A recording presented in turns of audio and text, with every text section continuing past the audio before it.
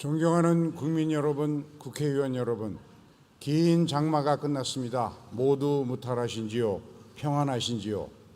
지난 장마는 길기도 했지만 갑작스러운 집중호우 때문에 그 피해가 더욱 막심했습니다. 청천벽력 같은 수해로 소중한 가족과 재산을 잃은 분들에게 위로의 말씀을 드립니다. 피해를 입은 모든 분들이 하루속히 일상을 회복할 수 있도록 국회가 세심하게 살피겠습니다. 위기가 닥칠 때마다 그랬듯 이번에도 우리 국민의 시민 정신은 빛났습니다. 강남역 사거리 차오르는 물길을 헤치고 손으로 막힌 배수관을 뚫어낸 강남역 슈퍼맨, 반지하 연립주택을 돌며 방범창을 뜯고 주민들을 구조해낸 신림동 시민들, 흙탕물이 아파트를 덮쳐오자 층마다 현관문을 두드리며 이웃을 대피시킨 개봉동 주민들, 위대한 우리 국민에게 감사와 존경의 인사를 드립니다. 이번 수해에서는 우리의 민낯도 드러났습니다. 신림동 반지하 발달장애인 가족은 차오르는 물길 속에서 사투를 벌이다 목숨을 잃었습니다. 예견된 참사였습니다. 참극을 막을 수 있도록 미리 제도를 고치지 못한 정부와 우리 국회의 잘못이 큽니다. 국민 여러분께 송구하기 이를 데가 없습니다. 국민 여러분, 민생의 어려움이 이어지고 있습니다. 곧 추석인데 장바구니 물가가 치솟고 있습니다. 좀 진정되긴 했지만 기름값, 밥값 부담도 여전합니다. 고통받는 우리 국민을 생각하면 마음이 저려옵니다. 금리와 환율이 모두 치솟고 있고 무역 수지는 5달 연속 적자를 기록했습니다. 미국의 보조금 정책이 바뀌면서 전기차 수출이 난관에 직면했습니다. 미국과 중국 거대 양강의 대결 때문에 반도체 산업도 중대한 갈림길 앞에 서 있습니다. 기업도 가정도 모두 힘겨워하고 있습니다. 여러 위기가 쌓여서 한꺼번에 몰아닥치고 있습니다. 그 원인도 복합적입니다. 그래서 쾌도남마처럼 단칼에 해결하기가 쉽지 않습니다. 1998년 외환위기의 고통이 본격적으로 시작될 무렵 당시 김대중 대통령은 취임사에서 이렇게 얘기했습니다. 올 한 해 동안 물가는 오르고 실업은 늘어날 것입니다. 소득은 떨어지고 기업의 도산은 속출할 것입니다.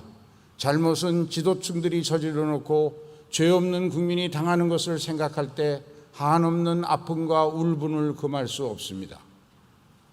그날 대통령은 울먹였습니다. 진실하고 절절했습니다.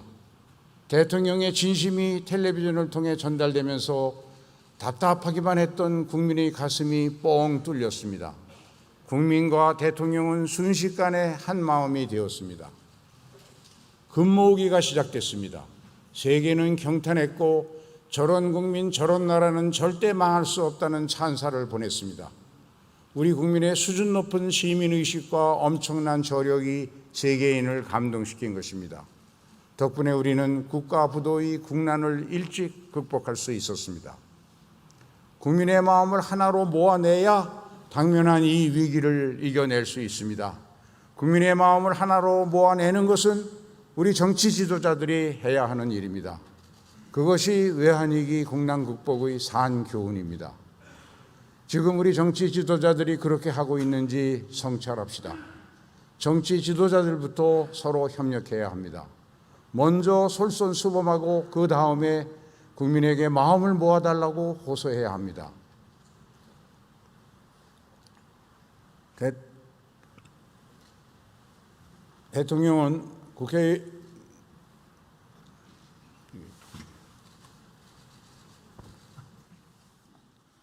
대통령은 국회의원 특히 정책에 반대하는 야당 의원을 한 명 한 명 찾아가 손을 잡고 흉금을 털어놓아야 합니다.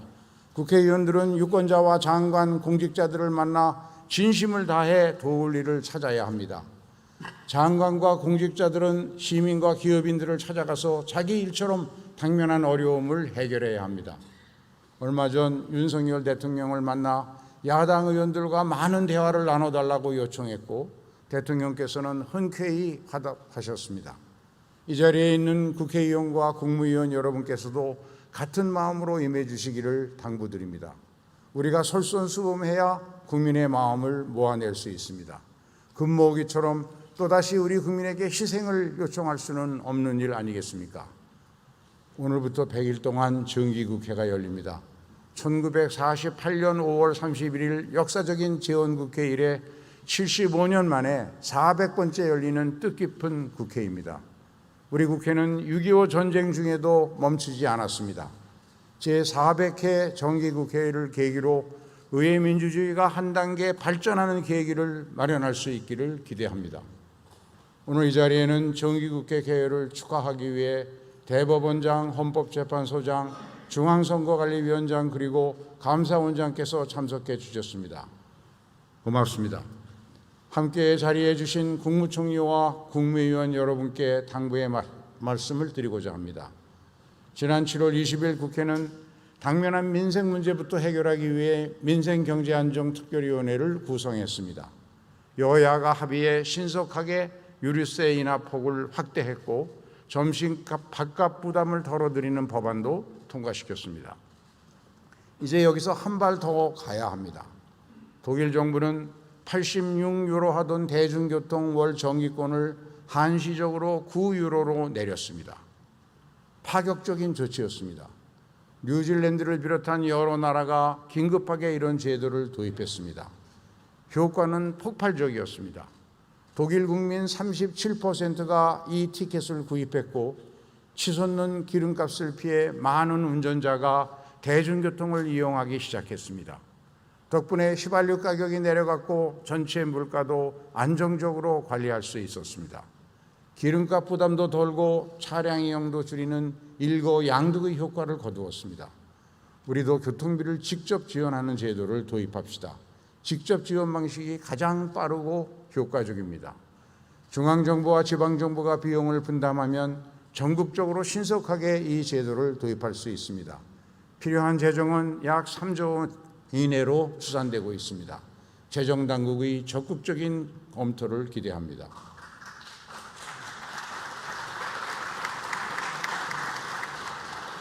최근 충분히 준비되지 않은 정책이 반복적으로 발표되고 있습니다. 설익은 정책, 엇받자 정책은 정부에 대한 국민의 신뢰를 훼손합니다. 국정 운영에는 연습이 없다는 점을 명심해 주시기를 당부합니다.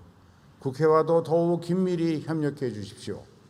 여소야대 상황을 맞아 공직사회 일각에서 복잡한 국회 입법 과정을 생략하고 시행령으로 대신하고자 하는 유혹이 있을 수 있습니다. 효율과 속도만 앞세운 편의적 발상입니다. 우리가 선택한 의회 민주주의는 국민의 뜻을 국회를 통해 국정에 반영하는 제도입니다. 공직사회가 편의주의의 유혹에 빠지지 않도록 국무총리와 국무위원 여러분께서 각별히 유념해 주실 것을 당부드립니다.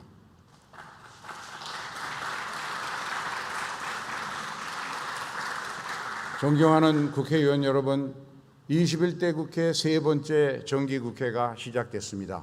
벌써 임기 후반기가 시작된 만큼 의원님 한 분 한 분의 마음가짐이 각별할 것으로 생각합니다.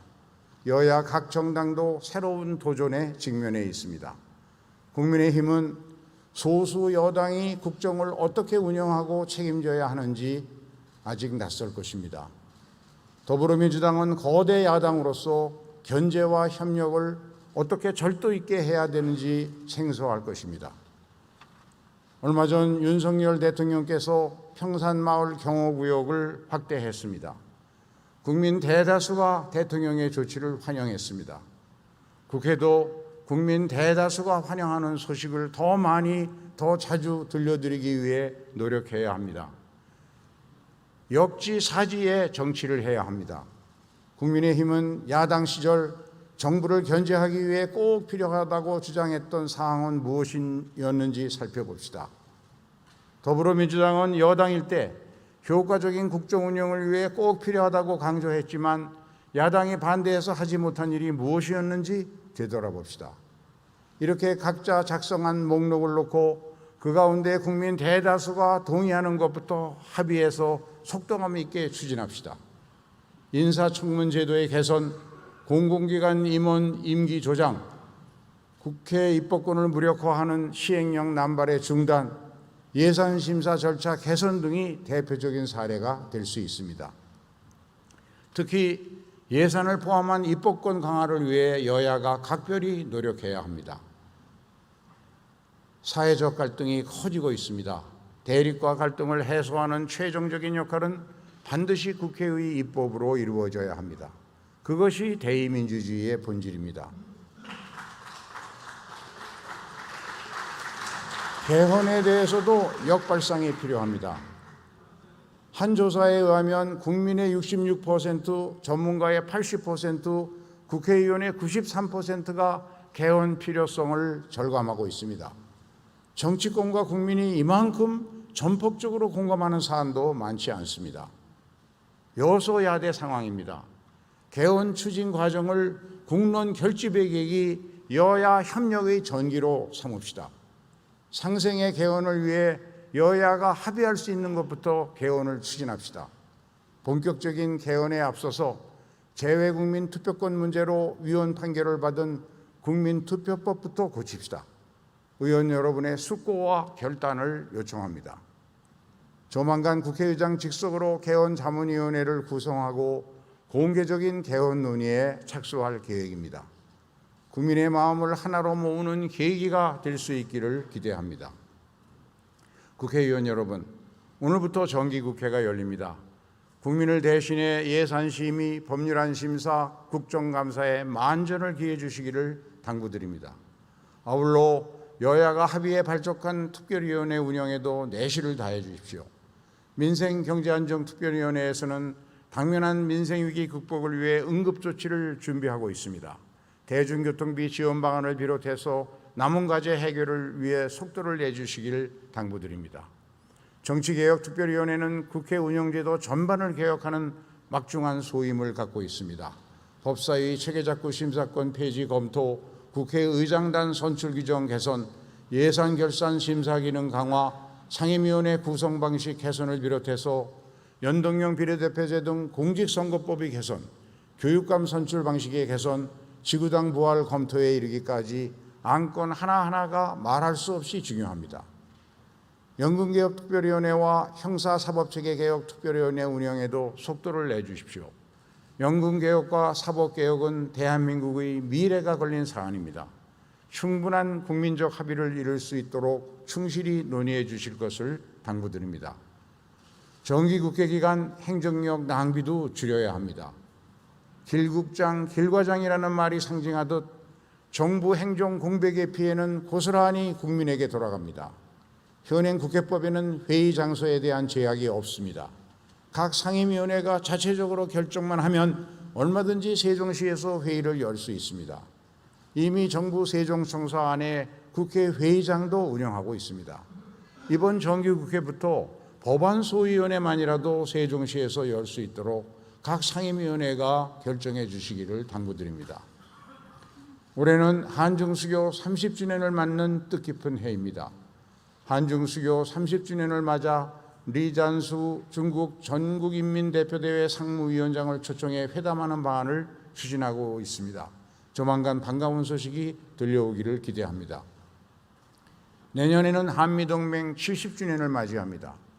국회의장은 지난 8월 4일 낸시 펠로시 미국 하원 의장과 회담하면서 양국 의회가 함께 한미동맹 70주년 결의안 채택을 추진하기로 합의했습니다.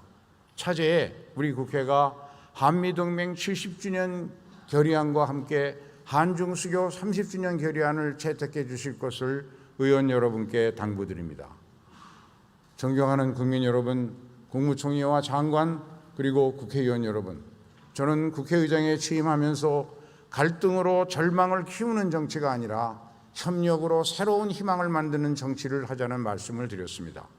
국회를 대화와 타협, 조정과 중재의 전당으로 만들자는 말씀도 드렸습니다. 우리 정치가 이제 그 갈림길에 서 있습니다. 소수의 극단에 끌려다니는 정치가 정당과 국민 사이를 멀어지게 만드는 핵심 원인이 되고 있습니다.